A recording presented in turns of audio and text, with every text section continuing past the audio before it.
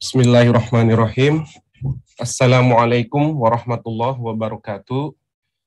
Bismillahirrahmanirrahim. Wassalatu wassalamu ala rasulillah wa ala alihi wa sahbihi ajma'in. Amma ba'd. Pertama-tama, puji dan syukur kita panjatkan kepada Allah Subhanahu wa Ta'ala yang telah memberikan segala karunia-Nya, terutama kesehatan di kala pandemik ini, dan khususnya nikmat iman dan Islam, sehingga kita bisa hadir di kajian yang insya Allah akan kita dengarkan sebentar lagi. Salawat dan salam semoga tercurahkan kepada baginda Nabi Muhammad Sallallahu Alaihi Wasallam, pada para keluarga, para sahabat. Mudah-mudahan kita menjadi pengikut setianya hingga akhir zaman nanti. Amin ya Allah ya Rabbal Alamin. Alhamdulillah Ustadz sudah hadir, dan pada kesempatan ini kita akan membahas insya Allah hadis ke-6 ya Ustadz. Saya tidak akan berlama-lama. Tafadhol Ustadz untuk memulai kajiannya. Ya. Bismillahirrahmanirrahim. Assalamualaikum warahmatullahi wabarakatuh. Alhamdulillah Rabbil alamin. Wa asyhadu an la ilaha illallah wahdahu la syarikalah. Wa asyhadu anna Muhammadan abduhu wa rasuluhu sallallahu alaihi wa ala alihi wa ashabihi wa tabi'ina lahum bi ihsanin ila yaumiddin wa sallama tasliman katsiran amma ba'd. Alhamdulillah, kita bersyukur kepada Allah Subhanahu wa taala dan memuji Allah yang telah memberikan banyak kenikmatan kepada kita semuanya. Tentunya kenikmatan yang paling besar yang sampai kepada kita, yang sudah kita rasakan adalah kenikmatan sebagai seorang Muslim, sebagai seorang yang beriman. Ini adalah karunia yang paling besar. Allah SWT mengatakan, yamunnuna 'alaika an aslamu qul la tamunnu 'alayya islamakum balillahu yamunnu 'alaikum an hadakum lil imani in kuntum shadiqin. Mereka mengungkit-ungkit kebaikan mereka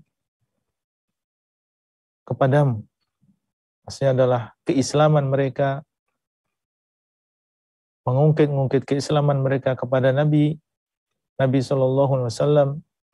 Katakanlah, janganlah kalian mengungkit-ungkit keislaman kalian. Akan tapi Allah SWT dialah yang memberikan hidayah kepada kalian dengan keislaman, dengan keimanan. Nikmat Islam adalah nikmat yang paling besar. Karena Allah SWT tidak menerima agama apapun selain agama Islam. Sebagaimana firman Allah, Inna ad-dina indallahil Islam. Sungguhnya agama yang hak di sisi Allah adalah Islam. Dan tidak akan masuk surga kecuali orang yang beragama Islam. La yadkhul jannah illa kullu nafsin muslimah. Tidak masuk ke dalam surga kecuali setiap jiwa yang muslimah. Alhamdulillah, semoga Allah SWT menetapkan hati kita di atas Islam sampai kita meninggal dunia. Para ikhwah dan juga para akhwat, para peserta kajian kitab Arba'in Nawawiyah, baik yang ada di Belanda maupun yang ada di tempat yang lain. Insyaallah kita lanjutkan pembahasan kitab Al-Arba'in An-Nawawiyah, dan hari ini kita akan masuk pada hadis yang kelima, hadis Aisyah radhiyallahu taala anha, yang berisi tentang peringatan Nabi SAW dari mengamalkan sebuah amalan yang tidak ada dalilnya dari beliau, tidak ada dasarnya di dalam agama ini. Baik, seperti biasanya kita mendengar terlebih dahulu pembacaan hadisnya. Nah, silakan. Bismillah. An ummil mu'minina ummi Abdillahi Aisyata radhiyallahu anha qalat qala Rasulullah sallallahu alaihi wasallam, man ahdatsa fi amrina hadza ma laisa minhu fahuwa radd. Rawahul Bukhari Muslim. Wa fi riwayati li Muslim, man amil amalan laisa alaihi amruna fahuwa raddu. Berkata Al-Imam An-Nawawi rahimahullah, al-hadithu al-khamis. Hadis yang kelima di antara 42 hadis yang dibawakan oleh beliau di dalam kitab ini. An Ummil Mu'minin, dari Ummil Mu'minin, Ummi Abdullah Aisyah radhiyallahu anha, qalat, Ummu Abdullah Aisyah, semoga Allah SWT meridai beliau berkata, Ummul Mukminin, ibu dari orang-orang yang beriman, dan seluruh istri-istri Nabi SAW, mereka adalah ibu-ibu orang-orang yang beriman. Wa azwajuhu ummahatuhum, kata Allah. Dan istri-istri Nabi SAW adalah ibu-ibu bagi orang-orang yang beriman. Artinya, kewajiban mereka adalah menghormati istri-istri Nabi SAW karena mereka adalah ibu-ibu mereka. Adapun dalam bermuamalah, maka hukumnya sama dengan wanita-wanita yang ajanib, yang bukan mahram. Meskipun istri-istri Nabi SAW adalah ummahatul mu'minin, ibu bagi orang-orang yang beriman, bukan berarti kemudian sama hukumnya dengan ibu kita sendiri yang boleh membuka hijab dan seterusnya. Tapi yang dimaksud di sini adalah dari sisi al-ihtiram, yaitu dari sisi penghormatan. Kita menghormati para ummahatul mu'minin, istri-istri Nabi SAW. Ummi Abdullah, ini adalah kunyah dari ibu kita Aisyah radhiyallahu anha,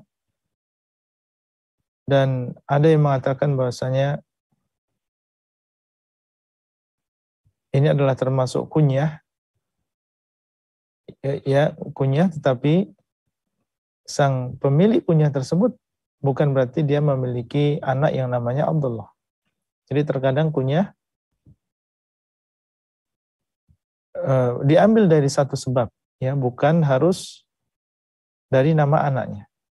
Jadi Ummi Abdullah ini adalah kunyah ibu kita Aisyah radhiyallahu taala anha, dan beliau tidak memiliki anak bernama Abdullah. Bahkan beliau tidak memiliki anak. Tidak memiliki anak. Aisyah radhiyallahu anha, Aisyah yaitu Aisyah bintu Abi Bakar As-Siddiq, putri dari Abu Bakar As-Siddiq, khalifah yang pertama, sahabat yang paling utama. Sahabat yang paling utama yang dikatakan oleh Allah SWT, yaqulu li sahibihi la tahzan, dalam firman Allah ketika Nabi mengatakan kepada sahabatnya, dan yang dimaksud di sini adalah Abu Bakar As-Siddiq. Ummul Mukminin Aisyah radhiyallahu taala anha dikatakan oleh Nabi SAW ketika beliau ditanya tentang siapa orang yang paling engkau cintai wahai Rasulullah, maka beliau mengatakan Aisyah. Beliau mengatakan Aisyah. Kemudian para sahabat bertanya, wa minar rijal, dan di antara laki-laki siapa wahai Rasulullah? Beliau mengatakan Abuha, bapaknya yaitu Abu Bakar As-Siddiq radhiyallahu taala anhuma, semoga Allah meridai keduanya. Dan ibu kita Aisyah radhiyallahu taala anha, Allah SWT lebihkan kepada, atau Allah SWT memberikan kelebihan kepada beliau, diberikan ilmu yang luas, memiliki hafalan hadis yang banyak dari Nabi SAW. Meskipun beliau tidak memiliki anak dari Nabi SAW, tapi Allah SWT berikan beliau keistimewaan yang lain. Justru ini menjadi sebab sibuknya beliau dengan ilmu, sehingga Aisyah radhiyallahu ta'ala anha termasuk 7 orang sahabat yang paling banyak hadisnya dari Rasulullah SAW. Dan beliau adalah satu-satunya istri Nabi SAW yang dinikahi oleh Nabi SAW dalam keadaan perawan, masih gadis. Ada yang lain, maka ini mereka adalah janda. Qalat, beliau mengatakan radhiyallahu taala anha, qala Rasulullah sallallahu alaihi wasallam, berkata Rasulullah sallallahu alaihi wasallam, man ahdatha fi amrina hadza ma laysa minhu fahuwa raddun. Barang siapa yang mengadakan sesuatu yang baru fi amrina hadza, di dalam perkara kami ini. Ahdath artinya adalah membuat sesuatu yang baru, yang tidak ada sebelumnya. Fi amrina hadza, di dalam perkara kami ini. Dan perkara Nabi SAW adalah, yang dimaksud adalah perkara agama ini. Fi amrina hadza maksudnya adalah di dalam perkara agama kami ini. Dia membuat sesuatu yang baru yang tidak ada di dalam agamanya Rasulullah SAW. Tidak pernah diajarkan oleh Nabi SAW. Tidak ada dalilnya dari Al-Quran. Tidak ada dan tidak kita temukan di dalam hadis. Baik itu berupa akidah maupun ibadah. Keyakinan yang tidak pernah diajarkan oleh Nabi, atau tata cara ibadah yang tidak pernah diajarkan oleh Nabi SAW. Man ahdatha fi amrina hadza ma laysa minhu. Barang siapa yang melakukan atau mengada-ngada di dalam urusan agama ini, ma laysa minhu, apa yang bukan darinya. Ucapan beliau di dalam agama ini, keluar darinya perkara dunia. Nabi SAW mengatakan, fi amrina hadza, di dalam urusan agama ini. Keluar dari urusan agama, perkara-perkara dunia. Artinya apa? Kalau perkara-perkara dunia, maka ini luas perkaranya.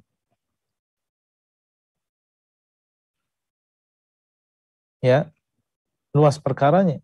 Seperti masalah, misalnya tata cara bertani, tata cara berternak, ilmu komputer, kelistrikan, teknik. Ya, ini perkara-perkara dunia. Nabi SAW mengatakan, antum a'lamu bi umuri dunyakum. Kalian lebih mengetahui tentang urusan dunia kalian. Itu Nabi SAW yang mengatakan, kalian lebih mengetahui tentang urusan dunia kalian. Kita, ada di antara kita yang pandai bercocok tanam, dan mungkin dia memiliki cara tersendiri dalam mengembangkan atau memperbanyak hasil buahnya atau hasil tanamannya. Ada di antara kita yang punya kepandaian dalam beternak, dalam kelistrikan, dalam kemesinan, permesinan. Nah ini kata Nabi SAW, antum a'lamu bi umuri dunyakum. Kalian lebih tahu tentang urusan dunia kalian.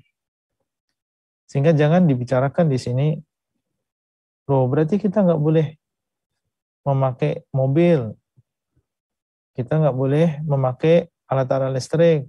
Kan itu semua sesuatu yang baru, nggak ada di zaman Nabi. Ini keliru dalam memahami hadis Nabi SAW. Beliau mengatakan fi amrina hadza, di dalam urusan kami, dan urusan beliau adalah urusan agama ini. Karena sebagian orang mereka ingin memojokkan saudara-saudara kita yang mengajak kembali kepada sunnah dan mengingatkan dari kebid'ahan. Kemudian mereka beralasan kalau gitu kalian nggak usah memakai alat-alat ini karena ini sesuatu yang baru.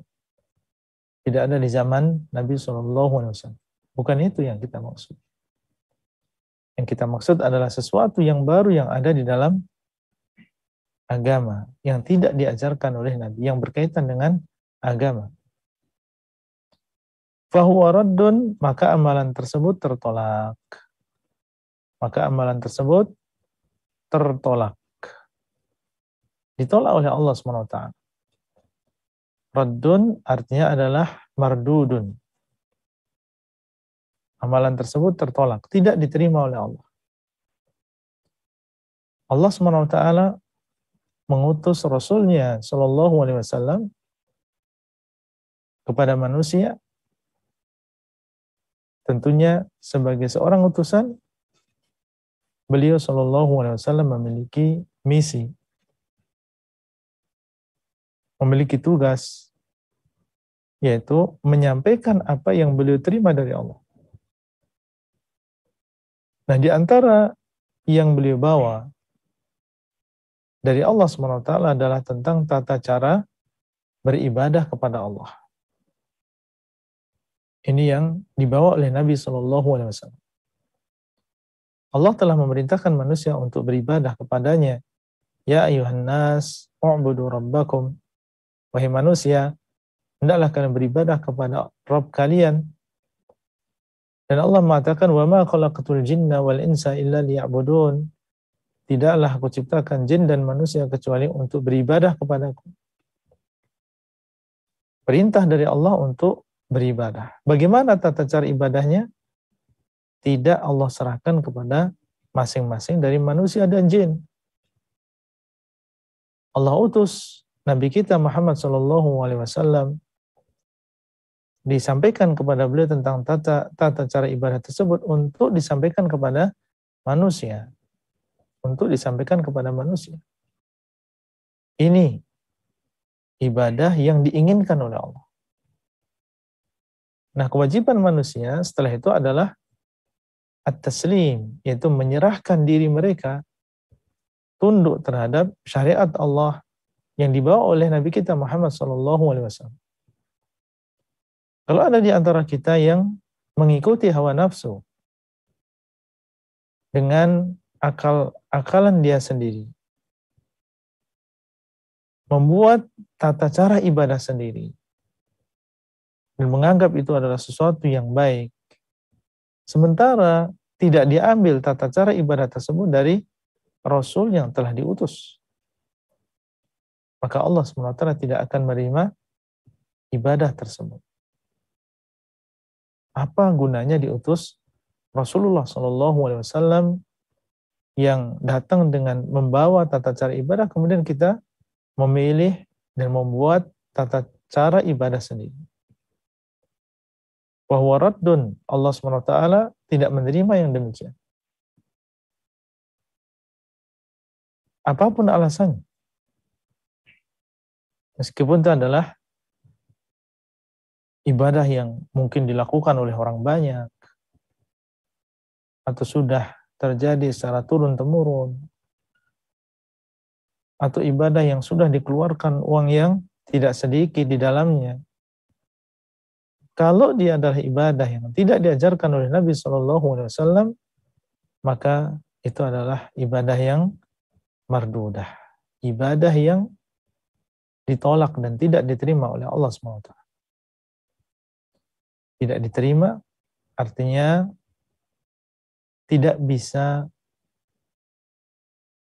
mendapatkan pahala dari amal ibadah tersebut. Ditolak oleh Allah. Tidak bisa menjadi penambah kebaikan seseorang di hari kiamat. Tidak bisa dipetik buahnya di hari kiamat maupun di dunia.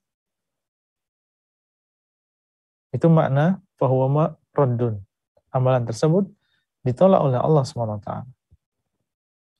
Man ahdatha fi amrina hadza ma laysa minhu fahuwa rad.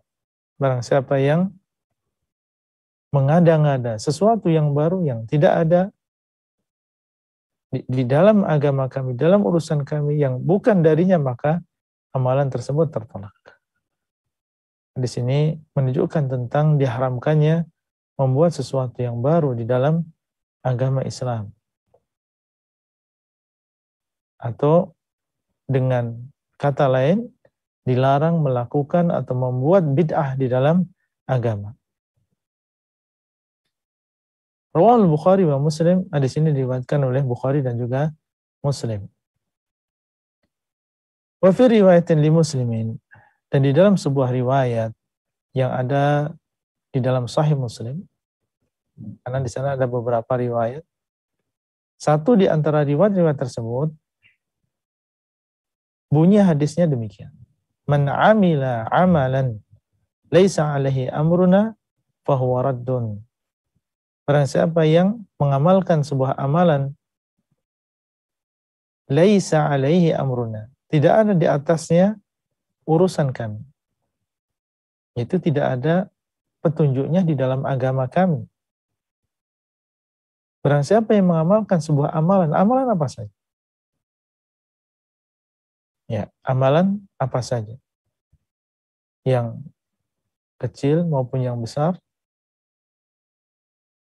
baik amal yang berkaitan dengan amalan hati maupun amalan anggota badan, laisa alaihi amruna, yang tidak ada petunjuknya di dalam agama Islam, fahuwa raddun, maka amalan tersebut tertolak. Maka amalan tersebut tertolak. Karena siapa yang mengamalkan sebuah amalan,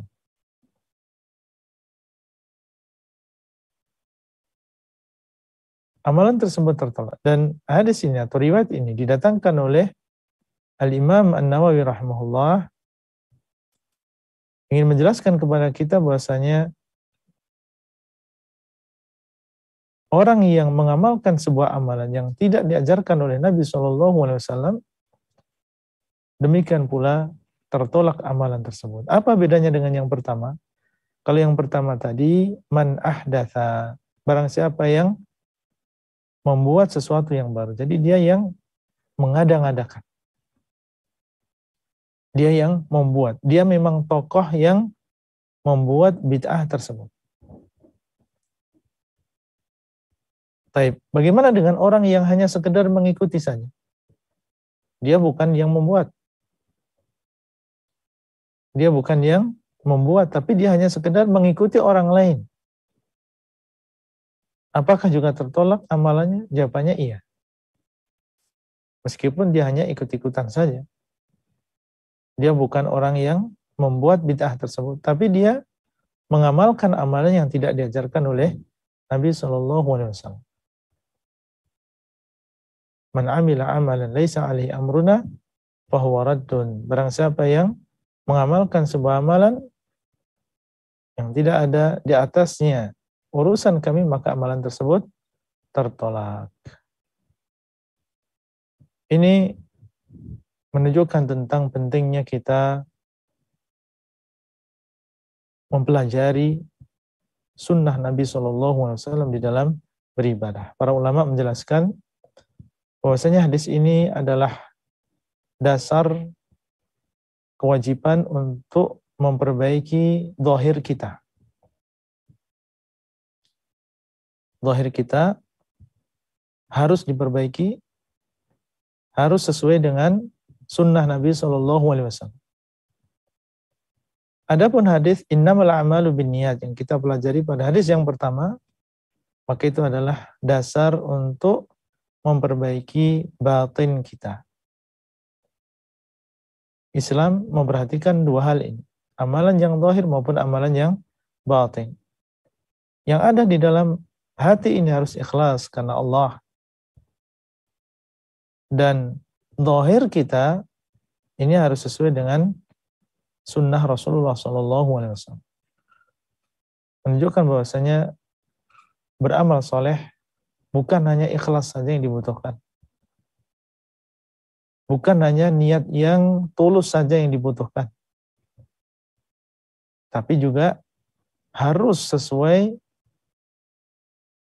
amal ibadah kita tersebut dengan yang dicontohkan oleh Rasulullah SAW. Jadi jangan sampai mengatakan, kan yang penting ikhlas. Kan yang penting niat saya tulus. Tidak cukup. Zahir kita, amalan kita harus sesuai dengan sunnah Nabi SAW. Betul. Orang yang tidak ikhlas, tidak diterima amalannya.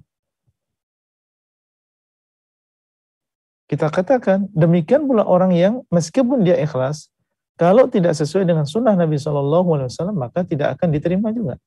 Jadi syaratnya ada dua. Syaratnya ada dua. Pertama adalah ikhlas, kemudian yang kedua adalah sesuai dengan sunnah Rasulullah SAW. Ikhlas, tidak sesuai dengan sunnah, nggak diterima oleh Allah. Sesuai dengan sunnah, tidak ikhlas, juga tidak akan diterima oleh Allah SWT.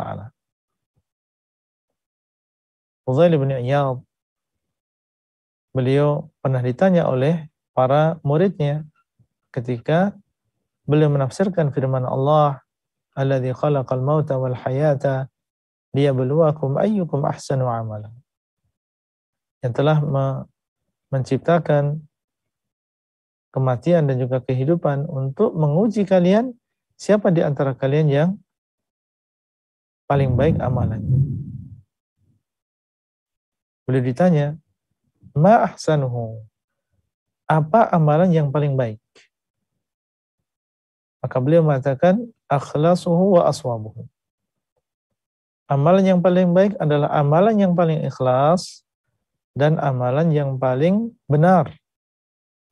Ada dua, amalan yang paling baik, yang paling ikhlas, dan amalan yang paling benar. Kemudian beliau menjelaskan, fa innal amala idza kana khalisan wa lam yakun shawaban lam yuqbal. Wa idza kana shawaban wa lam yakun khalisan lam yuqbal hatta yakuna khalisan shawaban.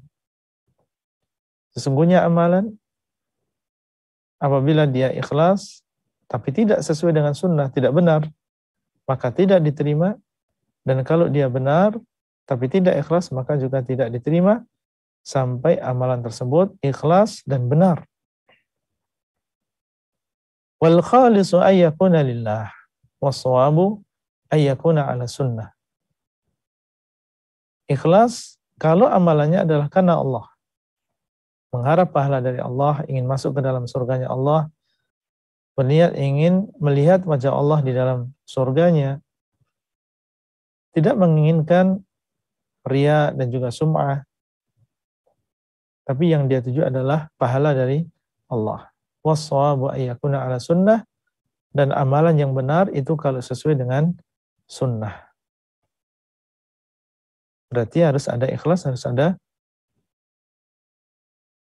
sesuai dengan sunnah Nabi SAW. Akhlasuhu wa aswabu. Ini adalah ucapan dari Fudail bin Iyad, dan beliau adalah guru dari Al-Imam Asy-Syafi'i rahimahullah. Beliau mengucapkan ucapan ini. Harus ada ikhlas dan juga sesuai dengan sunnah Nabi SAW. Dua syarat diterimanya amal. Para pemirsa sekalian, para pendengar, para peserta kajian yang dimuliakan oleh Allah, diterimanya amal seseorang ini adalah sesuatu yang sangat-sangat diinginkan. Kita semua ingin masuk ke dalam surganya Allah. Kita semua ingin bahagia di dunia maupun di akhirat. Kebahagiaan hidup di dunia dan kebahagiaan hidup di akhirat dengan masuk ke dalam surga,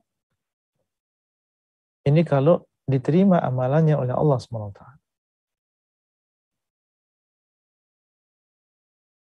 Kalau diterima amalannya oleh Allah SWT, barulah di sana ada pahala dengan kebaikan hidup di dalam dunia ini dan juga kebahagiaan hidup di surga, di akhirat. Diterima amalannya, diterima imannya oleh Allah.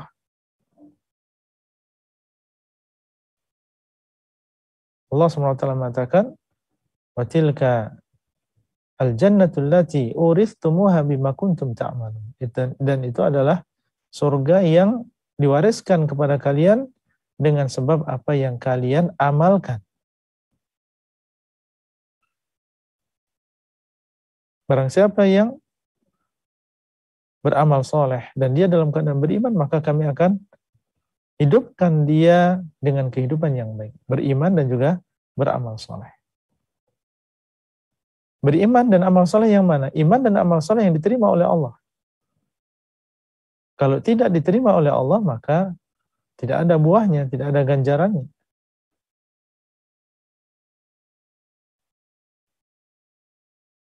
Dalam sebuah ayat, Allah SWT mengatakan, innama yataqabbalullahu minal muttaqin.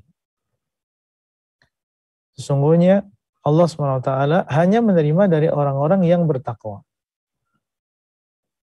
Allah hanya menerima dari orang-orang yang bertakwa, menerima amal soleh dari orang-orang yang bertakwa.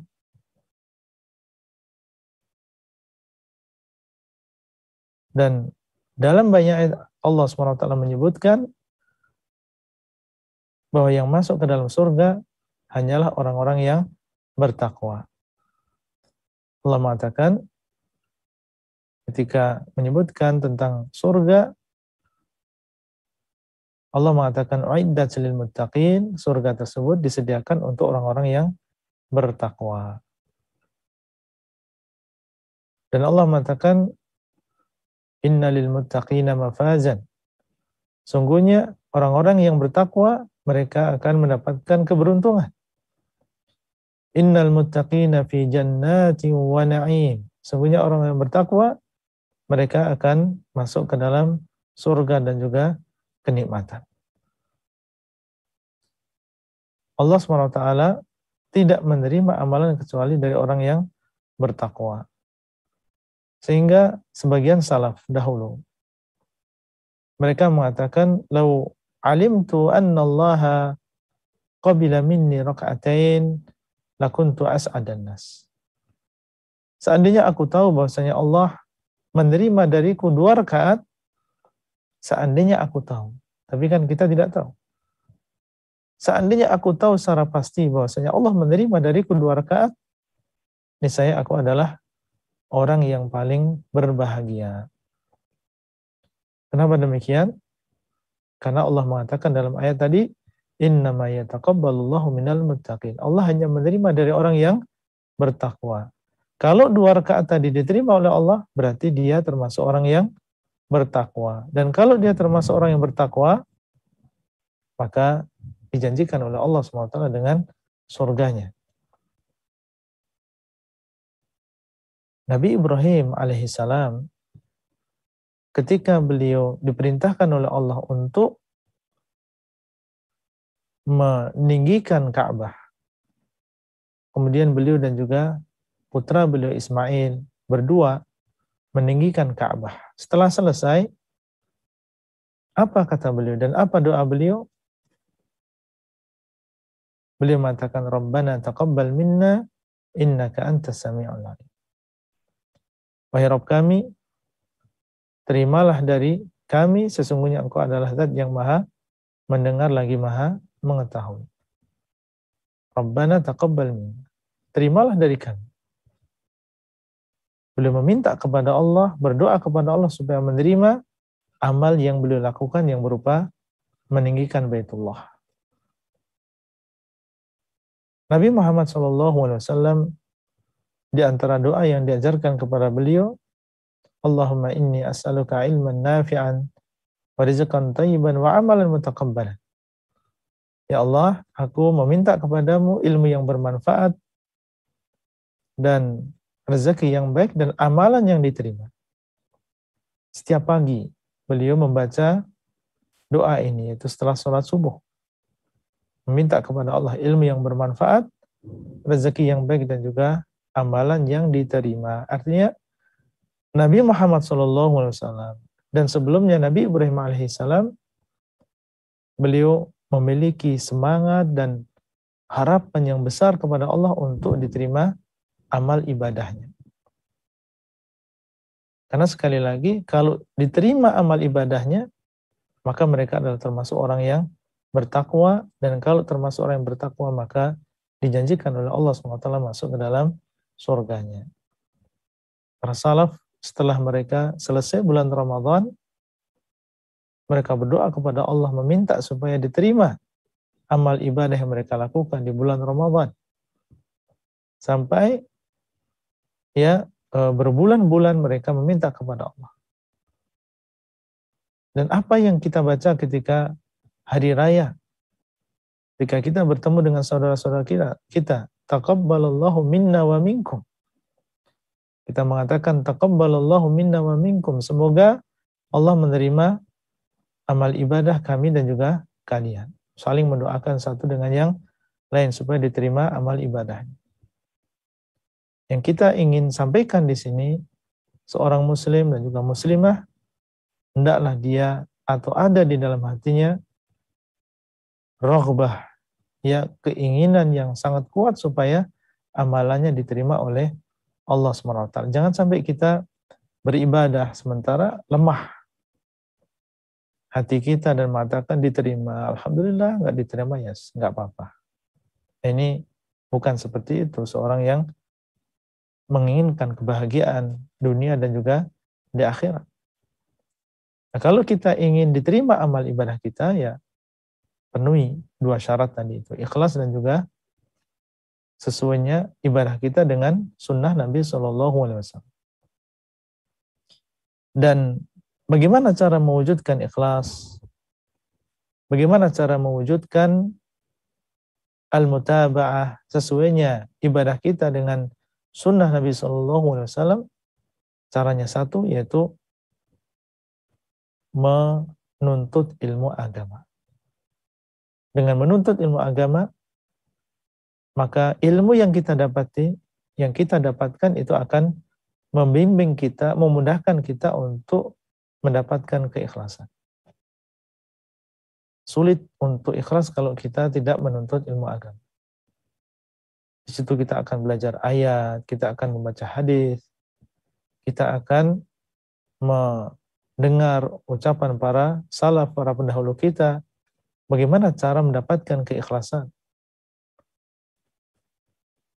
Demikian pula, dengan kita menuntut ilmu agama, kita akan semakin mengetahui, mendalami sunnah Nabi SAW.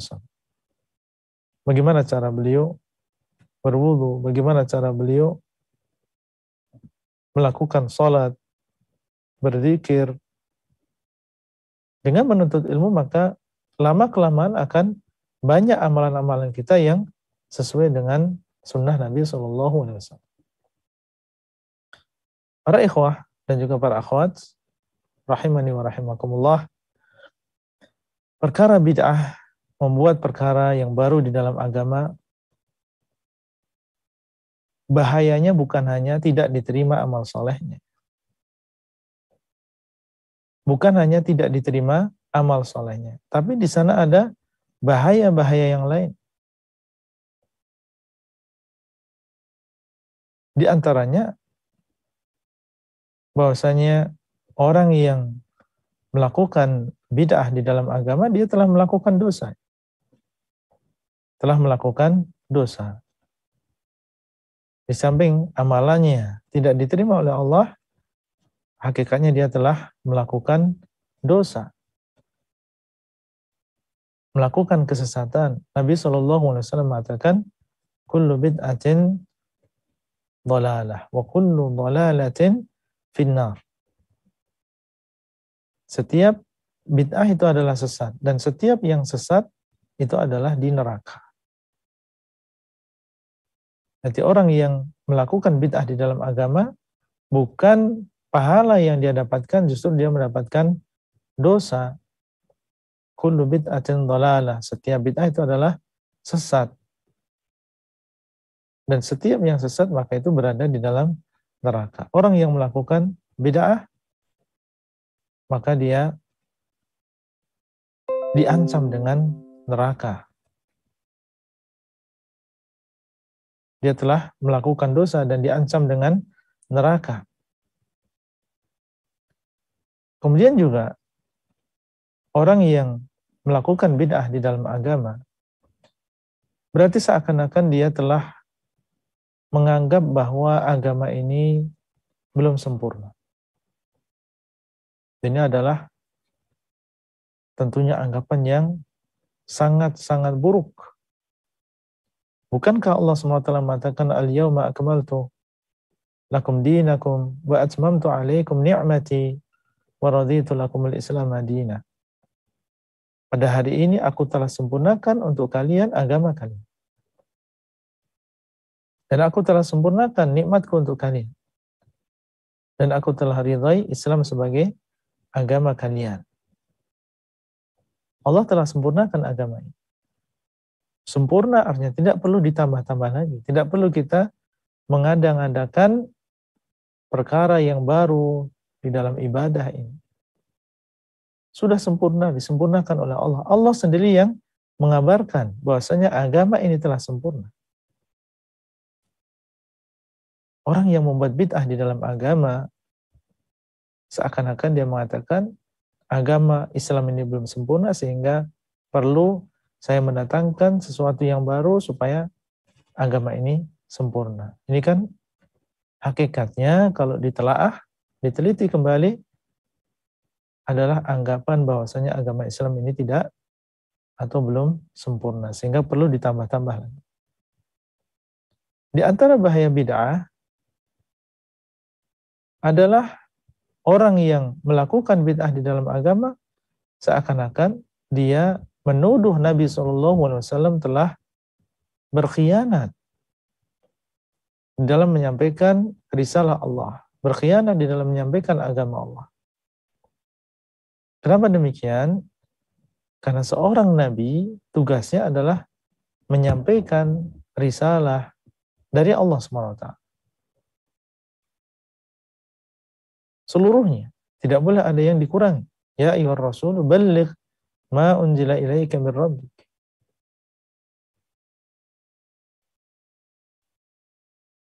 Ya, wahai Rasul, hendaklah engkau sampaikan apa yang diturunkan kepadamu dari Rabb. Apa yang diturunkan semuanya sampaikan. Kalau seseorang membuat bid'ah di dalam agama, seakan-akan apa? Seakan-akan mengatakan bahwasanya ini adalah sesuatu yang belum disampaikan oleh Rasulullah. Disembunyikan oleh Rasulullah SAW, maka saya sekarang menyampaikannya. Tentunya ini adalah tuduhan yang sangat keji. Ya, sebenarnya di balik perbuatan bid'ah tadi ada seperti ini kalau dia menyadari. Seorang ulama yaitu Al-Imam Malik rahimahullah, beliau mengatakan man ibtada'a fil islami bid'atan yaraha hasanah faqad za'ama anna Rasulullah sallallahu alaihi wasallam khana risalah. Barang siapa yang membuat sesuatu yang baru di dalam agama ini dan dia menganggap sesuatu yang baru tersebut adalah hasanah, menganggap itu adalah sesuatu yang baik, maka sungguh dia telah menyangka bahwa Nabi Muhammad SAW mengkhianati risalah Allah. Kenapa demikian? Wadzalika anna Allah azza wa jalla yaqul, yang demikian karena Allah SWT mengatakan al-yawma akmaltu lakum dinakum. Pada hari ini aku telah sempurnakan atas kalian agama kalian. Fama lam yakun yawma idzin dinan la yakunul yawma dinan. Maka apa saja yang di hari tersebut bukan termasuk agama, di hari ini pun juga bukan termasuk agama. Gampang. Di zaman Nabi termasuk agama bukan ibadah tersebut? Kalau dia bukan termasuk agama di saat itu, maka di saat sekarang pun ini bukan termasuk agama Islam. Baik itu berupa akidah maupun berupa ibadah amaliyah.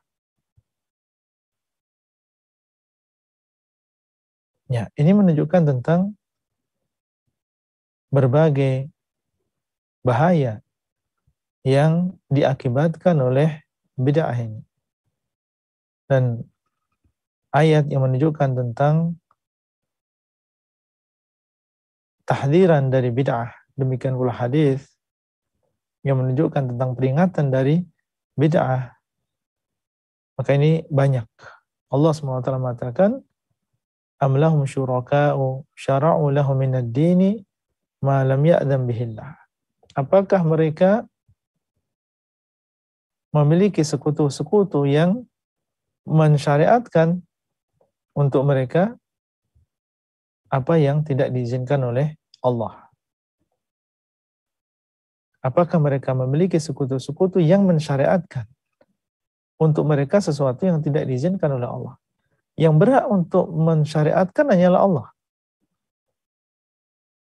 Nah, sekarang kalau ada seorang manusia, dia berani mengatakan, ya, disyariatkan untuk melakukan ibadah zikir ini, atau sholat ini, atau puasa ini. Sementara tidak ada dalilnya. Maka ya ini seakan-akan telah menganggap dirinya sebagai yang berhak untuk memberikan syariat. Padahal yang berhak untuk mengeluarkan syariat, menurunkan syariat hanyalah Allah SWT. Am lahum syuraka'u syara'u lahum minad dini ma lam ya'dzan bihillah. Apakah mereka memiliki sekutu-sekutu yang mensyariatkan sesuatu yang tidak diizinkan oleh Allah SWT.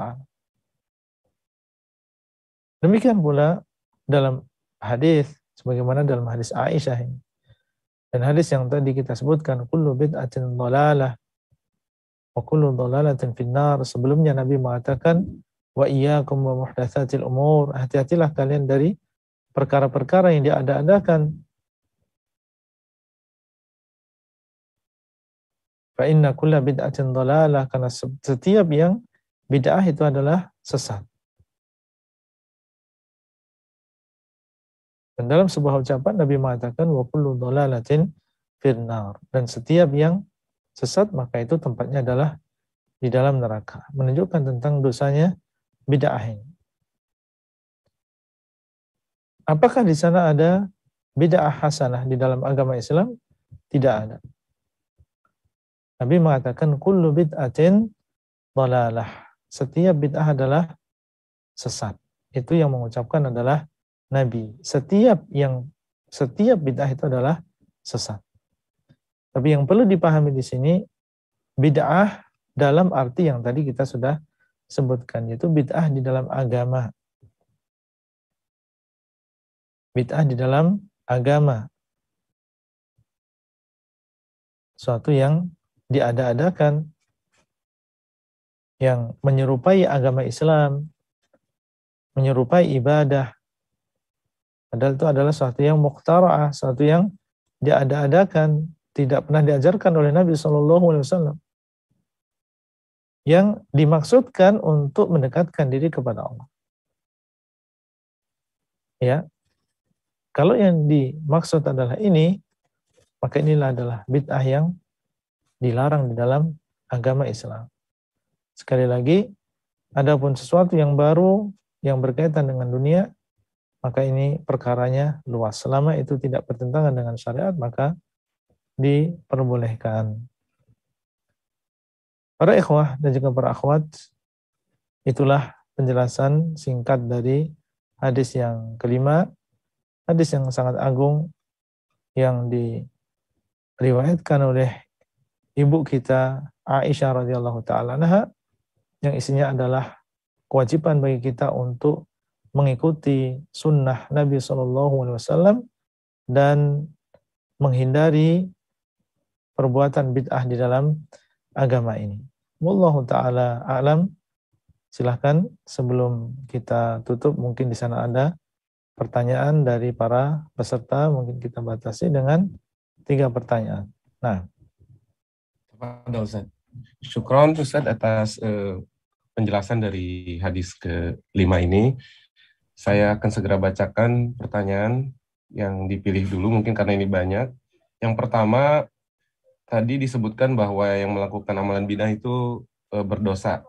Nah, di sini ada yang bertanya, apakah dosanya termasuk dosa besar, dan dosa itu atau amalan itu hanya tertolak atau diterima Allah saja?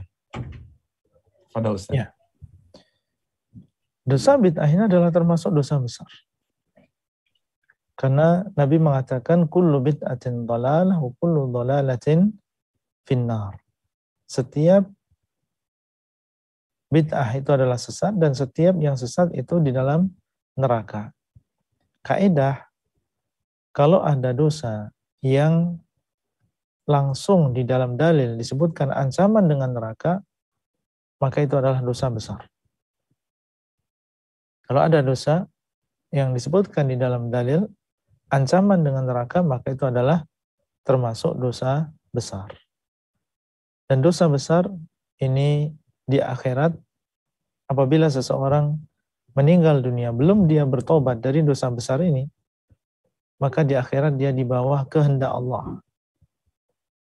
Tahta masyiatillah, di bawah kehendak Allah. Kalau Allah SWT menghendaki, maka akan mengampuni dosanya. Dan kalau Allah menghendaki, maka akan diadab terlebih dahulu karena sebab dosa tersebut. Dan akhirnya nanti dia akan dimasukkan ke dalam surga. Karena dia masih seorang muslim. Bid'ah yang dia lakukan, ini tidak mengeluarkan dia dari agama Islam. Jadi bid'ah ini adalah termasuk dosa yang besar. Nah, kemudian yang kedua tadi apa? Apakah amalan yang bid'ah yang dilakukan itu tertolak saja gitu? Jadi nyambung dengan yang tadi Ustaz. Tertolak. Ya, tertolak Ya, sudah jelas tidak diterima amal ibadahnya. Ya. Ya, tidak diterima ibadahnya plus dia mendapatkan dosa. Nah, ya. Syukron Ustaz. Pertanyaan kedua, mungkin ini berhubungan dengan ibadah sholat tarawih juga Ustaz. Terkait pertanyaannya, bagaimana dengan dalil bahwa sahabat Nabi ada yang mengatakan ini adalah bid'ah hasanah ketika melaksanakan sholat tarawih berjamaah? Umar bin Khattab radhiyallahu taala anhu, beliau mengatakan ni'matil bid'atu hadhihi. Ini adalah sebaik-baik bid'ah. Dipahami oleh sebagian bahwasanya di sana ada bid'ah yang nikmat. Ada bid'ah yang hasanah. Padahal kalau kita melihat sebab dari ucapan beliau ini, kita akan tahu bahwasanya yang dimaksud oleh Umar bin Khattab radhiyallahu taala di sini bukan bid'ah secara syariat yang tadi kita sebutkan. Tapi yang dimaksud adalah bid'ah secara bahasa. Coba kita perhatikan, salat tarawih pernahkah dilakukan oleh Nabi SAW? Jawabannya pernah. Ketika beliau SAW hidup dan di bulan Ramadan, beliau melakukan sholat malam di Masjid Nabawi. Kemudian ada sebagian sahabat yang mengikuti bermakmum di belakang beliau di hari yang pertama, malam yang pertama. Di pagi harinya, para sahabat atau yang ikut tadi mengabarkan kepada yang lain. Akhirnya malam yang kedua bertambah yang bermakmum di belakang Nabi SAW. Malam yang ketiga bertambah banyak lagi. Ya, sehingga pada suatu malam penuh Masjid Nabawi ini dengan orang yang ingin sholat malam bersama Nabi SAW. Itu melakukan sholat tarawih. Maka mereka menunggu. Ternyata Nabi SAW tidak keluar dari rumahnya menuju masjid seperti biasanya. Mereka menunggu lagi sampai datang waktu subuh. Ya, Nabi SAW baru keluar mengimami sholat subuh. Setelah sholat subuh beliau menyampaikan kepada para sahabat radhiyallahu taala anhum mengabarkan bahwasanya saya tahu apa yang kalian lakukan tadi malam. Ya.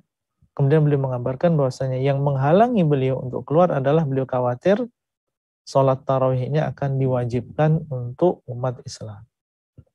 Khawatir kalau sampai diwajibkan. Setiap malam melakukan sholat tarawih di bulan Ramadan. Sehingga akhirnya beliau pun tinggalkan sholat tarawih secara berjamaah di masjid.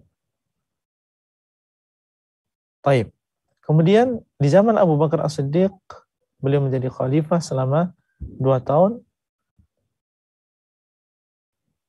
Melakukan sholat tarawih di masjid ini belum dihidupkan kembali. Kenapa demikian? Karena selama 2 tahun waktu yang singkat tersebut, Abu Bakar As-Siddiq dan juga para sahabat, mereka sibuk dengan memerangi orang-orang yang murtad dan memerangi orang-orang yang tidak membayar zakat. Banyak di sana kejadian-kejadian yang besar. Sehingga di bulan Ramadan ya mereka masih sholat sendiri-sendiri. Sholat tarawih sendiri-sendiri. Di zaman Umar bin Khattab radhiyallahu taala anhu, ketika beliau melihat ya di Masjid Nabawi di bulan Ramadan orang melakukan ya sholat tarawih sendiri-sendiri, maka beliau berinisiatif untuk menunjuk seorang imam untuk memimpin manusia melakukan sholat tarawih di bulan Ramadan. Ditunjuklah Ubay bin Ka'ab. Ya karena beliau tahu bahwasanya sholat tarawih secara berjamaah di bulan Ramadan ini dilakukan oleh Nabi SAW. Akhirnya beliau pun menunjuk Ubay bin Ka'ab dan manusia pun sholat di belakang Ubay. Ketika melihat manusia sholat kembali melakukan sholat tarawih berjamaah di masjid, maka Umar mengatakan ni'matil bid'atu hadhihi. Sebaik-baik bid'ah adalah ini. Dan maksud beliau di sini adalah bid'ah secara bahasa. Kok bisa demikian? Iya. Karena tidak bisa ini dipahami sebagai bid'ah secara syariat. Karena bid'ah secara syariat tadi apa? Sesuatu yang tidak ada petunjuknya dari Nabi SAW. Tidak pernah diajarkan oleh Nabi SAW. Sementara sholat tarawih secara berjamaah di masjid di bulan Ramadan pernah tidak dilakukan oleh Nabi SAW? Pernah dilakukan. Ini adalah sunnah Nabi. Ya, bahkan dalam hadis Nabi SAW mengatakan, "Man qama ma'al imami hatta yansarif, kutiba lahu qiyamul lailah." Barang siapa yang sholat bersama imam, yaitu sholat malam bersama imam, sampai dia selesai, maka akan ditulis baginya sholat selama semalam suntuk. Berarti sholat berjamaah. Ya, sholat malam berjamaah. Ya, sholat tarawih secara berjamaah. Ada dalilnya dari perilaku Nabi SAW, amalan Nabi, dan juga dari ucapan beliau SAW. Maka memahami bid'ah yang diucapkan oleh Umar sebagai bid'ah secara syariat ini tidak benar. Yang dimaksud oleh beliau di sini adalah bid'ah secara lughah, ya secara bahasa. Apa bid'ah secara bahasa? Sesuatu yang baru, yaitu karena saking lamanya ya dulu ditinggalkan oleh Nabi SAW karena takut diwajibkan. Kemudian di zaman Abu Bakar As-Siddiq belum sempat dihidupkan. Maka Umar bin Khattab di zaman beliau menghidupkan sunnah ini kembali. Ya, seakan-akan itu adalah sesuatu yang baru. Ya, padahal pernah dilakukan di zaman Nabi SAW. Dan tidak mungkin seorang seperti Khalifah yang kedua Umar bin Khattab, beliau melakukan bid'ah di dalam agama.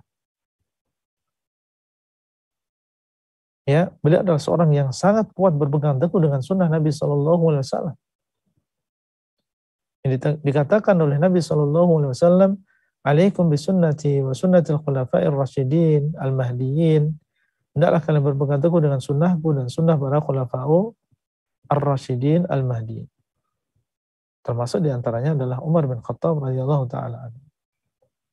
Jadi jangan suudzon kepada Umar bin Khattab bahwasanya beliau melakukan bid'ah di dalam agama. Nabi sendiri mengatakan, wa iyyakum wa muhdatsatil umur. Hati-hati kalian dari perkara-perkara yang diadakan di dalam agama ini. Baik, seandainya itu adalah benar ucapan Umar bin Khattab, mana yang kita dahulukan? Ucapan Nabi SAW yang mengatakan kullu bid'atin dhalalah wa kullu dhalalatin finnar, atau ucapan Umar bin Khattab? Tentunya ucapan Nabi. Ya ayyuhalladzina amanu la tuqaddimu baina yadayillahi wa rasulih. Wahai orang-orang yang beriman, janganlah kalian mendahului Allah dan juga Rasulnya. Jangan kita mendahulukan ucapan selain Nabi di atas ucapan Nabi SAW. Nah, barakallahu fikum. Syukron Ustaz atas penjelasannya, sangat jelas sekali, mudah-mudahan memantapkan kita. Yang terakhir Ustaz, dalam memahami, dalam menerima undangan atau kebudayaan, kebiasaan yang ada di masyarakat yang kegiatannya berbau bid'ah, Ustaz, bagaimana sikap terbaik kita untuk menghadapi itu, Ustaz? Ini pertanyaan terakhir. Terima kasih. Ini termasuk ujian bagi setiap orang yang mereka ingin kembali kepada agama yang murni yang dibawa oleh Nabi SAW. Karena tidak semua orang diberikan hidayah seperti itu. Masih banyak di sekitar kita yang masih memegang tradisi, adat istiadat, ajaran yang sudah bertahun-tahun diamalkan. Bagaimana seandainya kita mendapatkan undangan untuk melakukan acara-acara yang tidak diajarkan oleh Nabi SAW? Pertama, tentunya tidak boleh kita menghadiri undangan tersebut. Tidak boleh kita menghadiri sebuah acara yang di situ adalah ibadah yang tidak diajarkan oleh Nabi SAW. Kalau kita sudah tahu ilmunya, kita sudah tahu itu sesuatu yang baru yang tidak diajarkan oleh Nabi, dan Nabi mengatakan man amila amalan laisa alaihi amruna fahuwa rad, dan mengatakan kullu bid'atin dhalalah. Ilmu diketahui untuk diamalkan, bukan hanya sekedar ditulis saja atau dihafal saja, tapi untuk diamalkan. Nah, sampai kita tidak mengamalkan ilmu yang sudah kita dapatkan. Kalau sudah tahu itu adalah perkara yang tidak boleh, jangan kita mengamalkan. Kalau kita diundang, ya jangan kita mendatangi. Taib. Bagaimana seandainya kita dikucilkan, ya kita dicela atau dibicarakan oleh orang lain juga memandang kepada kita dengan pandangan yang sinis dan seterusnya. Apa yang harus kita lakukan? Ya kita bersabar. Bersabar atas apa yang terjadi. Allah SWT mengatakan kepada nabinya, wasbir li hukmi rabbik. Ya, dalam kau bersabar terhadap hukum Rabbmu. Dan hukum yang dimaksud adalah diantaranya hukum-hukum agama ini. Kita bersabar dalam melaksanakan hukum-hukum yang ada di dalam agama ini. Dan juga bersabar hukum-hukum yang terjadi di alam semesta ini. Ya, ketika menghadapi manusia yang mereka mencela kita atau merendahkan kita karena kita mengikuti sunnah Nabi SAW, maka kita diperintahkan untuk bersabar dan mengingat-ingat pahala yang besar yang Allah janjikan untuk orang-orang yang bersabar dalam berpegang teguh dengan sunnah Nabi SAW. Di antaranya adalah ucapan Nabi SAW bahwasanya orang yang bersabar di atas agama ini, di atas sunnah beliau SAW, maka dia mendapatkan pahala 50 orang sahabat Nabi SAW. Ini adalah pahala yang besar. Ya, yang disebutkan dalam hadis, seandainya salah seorang di antara kita berinfak dengan emas sebesar gunung Uhud, maka pahala yang kita dapatkan itu tidak akan sebanding dengan infak 1 mud yang diinfakkan oleh seorang sahabat Nabi. Apa dan bagaimana perbandingan antara 1 mud dengan gunung Uhud?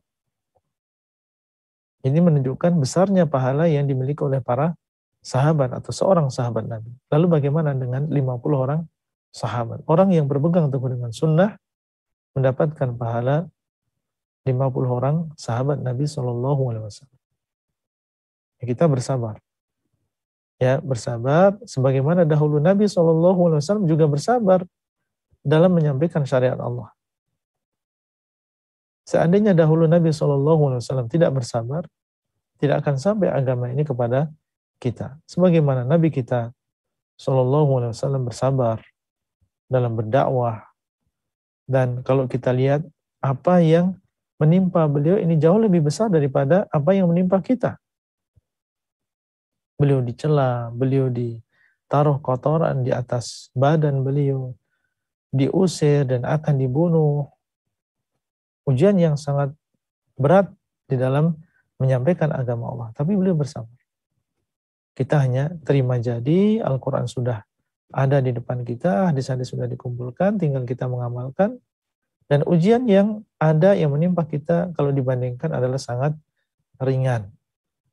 Ya, sangat ringan. Jadi kita sekali lagi jangan kita terima undangan tadi, jangan kita datangi undangan tadi. Seandainya terjadi sesuatu maka kita bersabar. Ya, kita bersabar. Dan tentunya menolak dengan cara yang lemah lembut.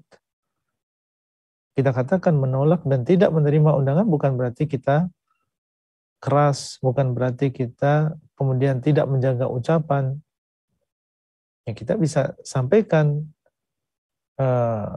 penolakan kita dengan ungkapan yang baik, ya, ungkapan yang lembut, ya, tidak mencerminkan kebencian, ya, tidak menunjukkan tentang kekerasan, tidak bisa kita sampaikan dengan lemah lembut. Seperti mengatakan, mohon maaf Pak Bu, belum bisa atau tidak bisa menghadiri undangan, misalnya. Bisa kita sampaikan demikian.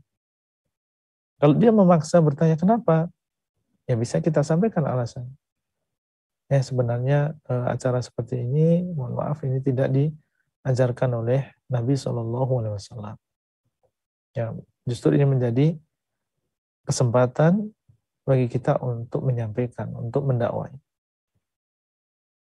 Nah, wallahu ta'ala a'lam. Syukron Ustadz atas jawaban-jawaban yang dari pertanyaan-pertanyaan yang sudah diajukan. Sekali lagi kami mengucapkan jazakallah khair atas materi yang tadi berikan, khususnya untuk materi hari ini. Semoga kita terhindar dari amalan bid'ah dan kita bisa terus bersabar.